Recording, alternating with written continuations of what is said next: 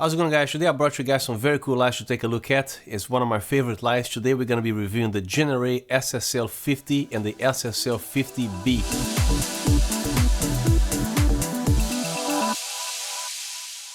This first light on top here is daylight only. This is the Genaray SSL 50 and I had this light for about a year, and this is one of my favorite lights, especially for lighting chroma key or green screen, blue screen, because when you have to set up a softbox for lighting a green screen, you have to have those large rectangular softboxes, and this eliminates the extra third step. So all you need is the light, an outlet, and the green screen itself, instead of the light, the outlet, the green screen, plus the softbox. And as you know, to light up a green screen is not really an easy task, especially if you are getting paid to provide a client something with a green screen on, so you expect the editors to have no problems or not having any hard time to key that out. So it is extremely important to make sure that thing is actually reading the same exact thing from top to bottom, left and right, including in the center. And this is when the SSL series, they come in handy. They also make 36 inches, but you know, the longer the better. If they actually made an 80-inch version of this here, I wouldn't even hesitate, because I need some very long lights to a lot of different applications here,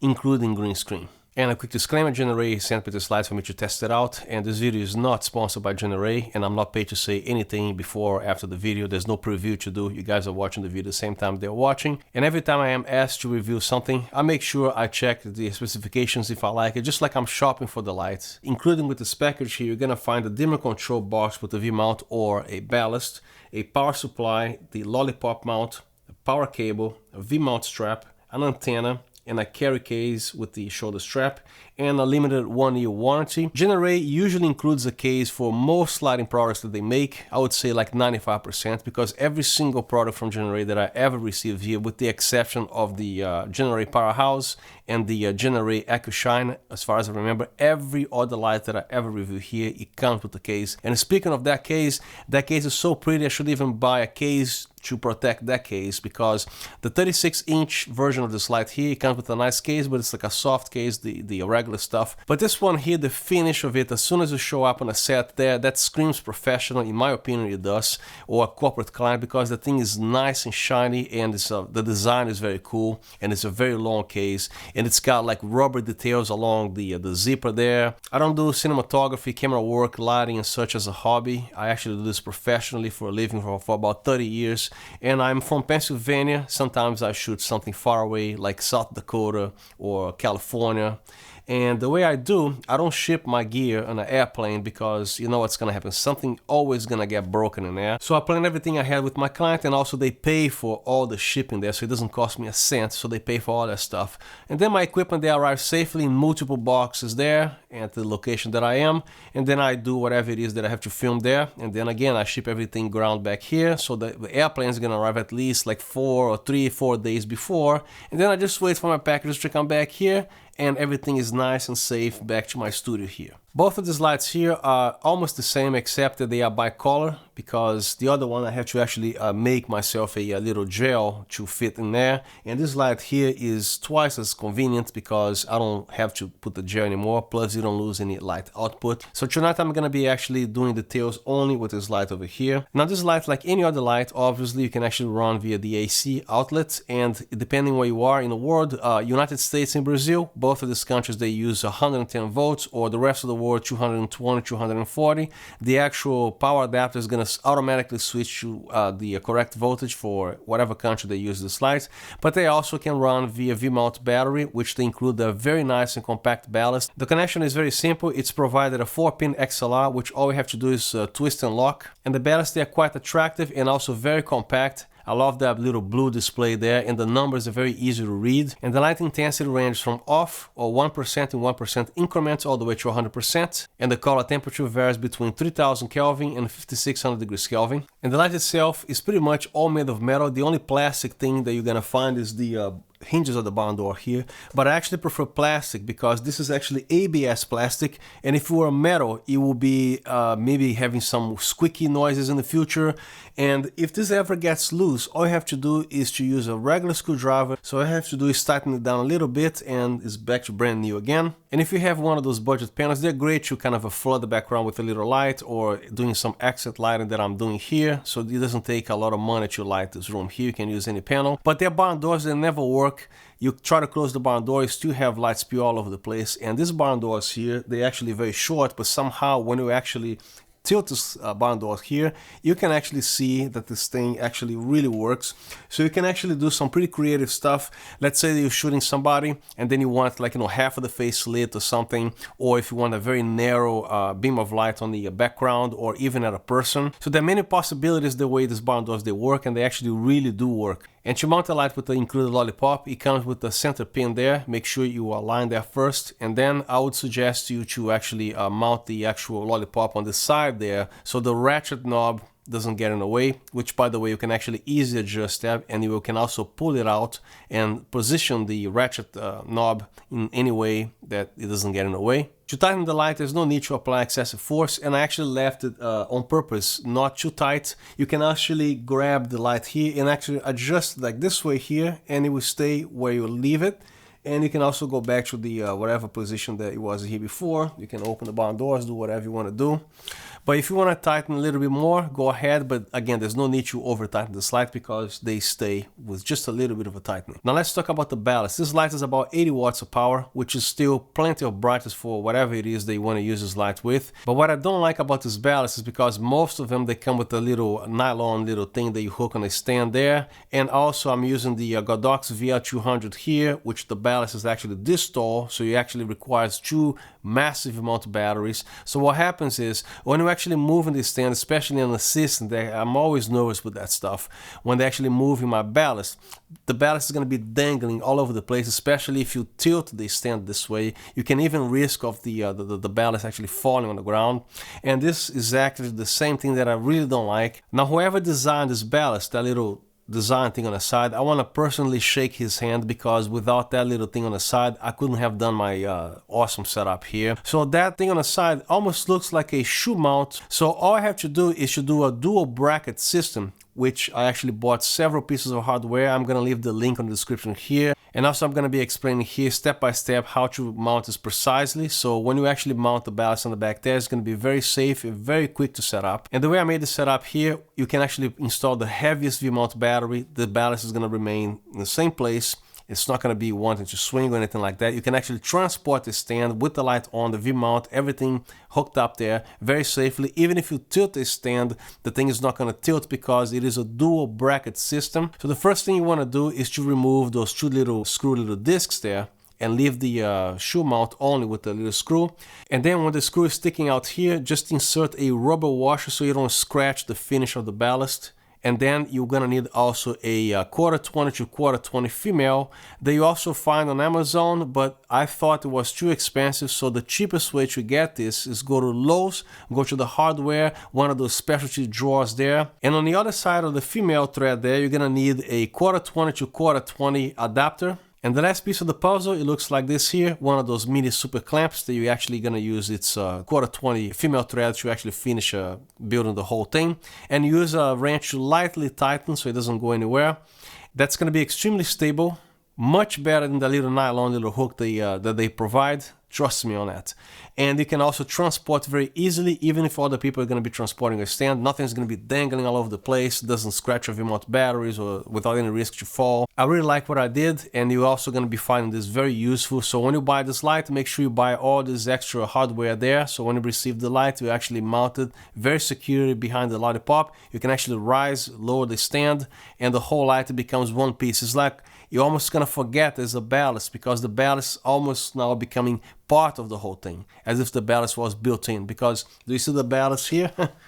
There's no ballast. The ballast is in the back here. This light is also very useful to utilize as a backlight, especially if you need something wider or narrower or whatever that is. And this light is made of aluminum, but it's still not a very heavy light. So there are many ways to use this light, starting with the background. For example, you can actually open or close the barn doors. Also, to light people here, somebody sitting like I'm sitting here, you can actually flip this thing vertically and you also light the person here. Or you can actually put the light this way here or higher for that Rembrandt lighting, especially if you need a light this shape here without anything octagon or anything like that. So this is actually perfect for that. And again, you can also utilize 2 of these lights for green screen applications. To light the green screen properly, of course, you can use all kinds of modifiers. You can use octagons, even the traditional square soft boxes, but I personally prefer to use a strip softbox about this wide and very tall.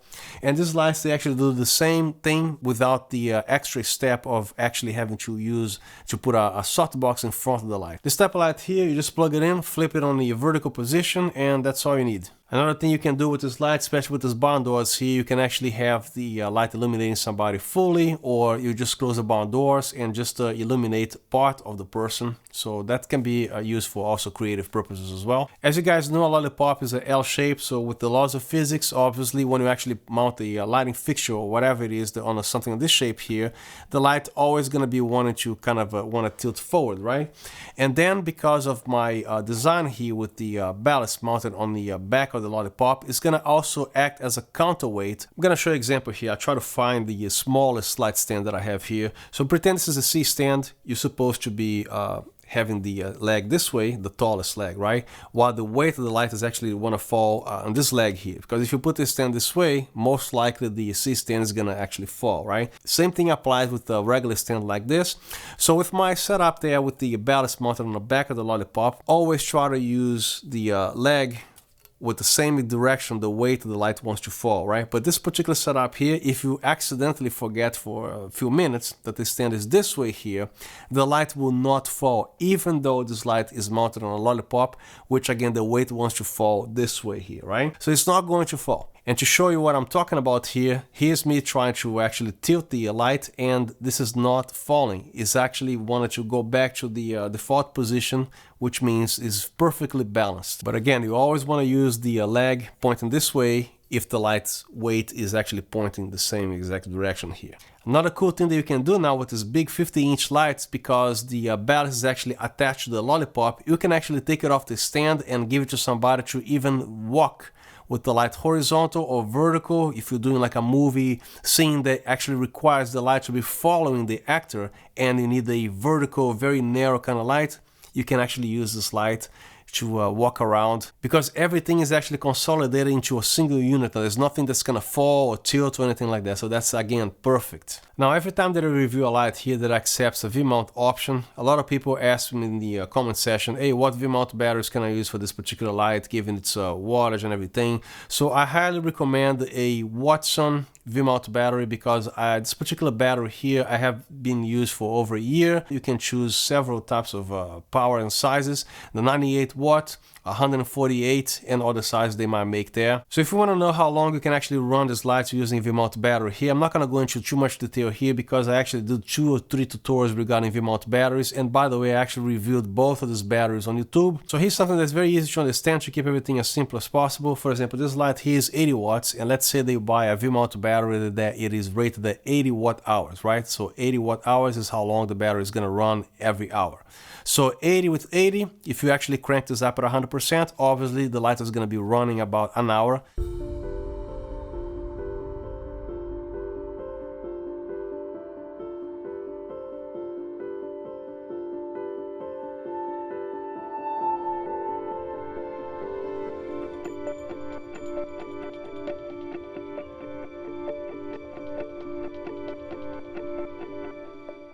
So for example, this light here is 80 watts. You have 148 watts divided by 80. So that light is going to be running 1.85 hours at full power.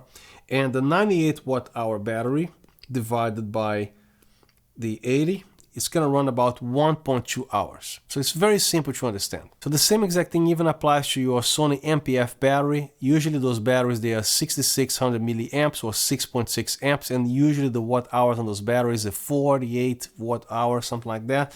So if you have a, for example, a 35 watt little LED light panel, so 48 watt hours divided by 35 watts from the light, at 100%, you can actually run this light for 1.3 hours. Now let's talk about running these lights remotely. If you want to use an app, unfortunately these lights, they don't run on any apps, but to be honest with you, all these lights that I have here, they are actually capable of running through an app, but you know, I never use apps because I don't like to actually use my phone to unlock, and then to me it's not useful. I'm a huge fan of the old style remote control. The Godox light comes with remote control. All the lights here that I have come with remote control. So this is the Genaray SSL remote control. It's quite simple. I'm not a big fan of this remote here because it times out very quickly. So whatever it is they want to do with this remote here, you gotta work it pretty quickly. Otherwise, you have to go to the several pages here.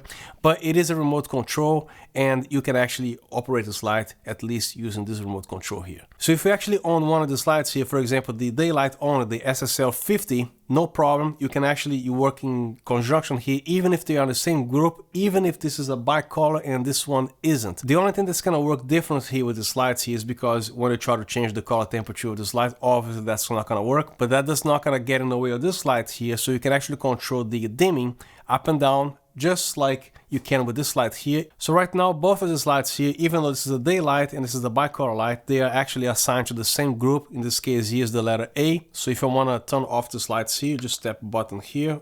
When it highlights to dim, turn it off, turn it back on, turn it off, turn it back on. In 1% increments all the way to a 100%, which can be done very quickly, all the way down to 0. Now I'm going to be changing the color temperature of this light here, and you will notice that this light is not going to do anything, but it's not going to turn off, it's not going to do anything crazy. So I'm actually going to be changing the color temperature. Now 3000 Kelvin all the way to 5600 degrees Kelvin, and I can actually tap here and dim the lights down, turn it off, and 100%, whatever you want. As you can see, they're both going to be responding the same way, even though this is a bicolor and this one isn't, which is cool. So right now, just change. This one is going to be assigned now as group A and this one as group B. So if I want to dim the light here, for example, to turn it off, this light is going to respond and the other one is not. So you can do everything that you want here. So if you want to change the color temperature, it's not going to work because this is a daylight only. Now I'm going to be switching to group B. You press this button here until you find the group page. Now let's change to group B. Press again and keep pressing until you have the dimming selected here, for example. Now I'm going to be actually dimming this light or turning it off, whatever it is they want to do. And I'm going to also change the color temperature. There you go, 5600 all the way to 3000 Kelvin. Perfect. And that's pretty much it for my review. And if you like what you saw, please consider subscribing to this channel. That will help me out a lot. Make sure you have the bell notifications turned on for more contents like this. You guys ever wonder how much work it is to make these videos here, this type of content here? So let's see, 7:45 p.m. I started filming and everything. And right now is almost 6 o'clock in the morning and I still gotta go finish some B-roll stuff here. I have a corporate shoot at 11 o'clock in the morning today. I'm in Pennsylvania and the shoot is in Garfield, New Jersey. So it's about 90 miles, 80 miles away. So yeah, no sleep for me. And thank you again very much for your time and I'll see you next time.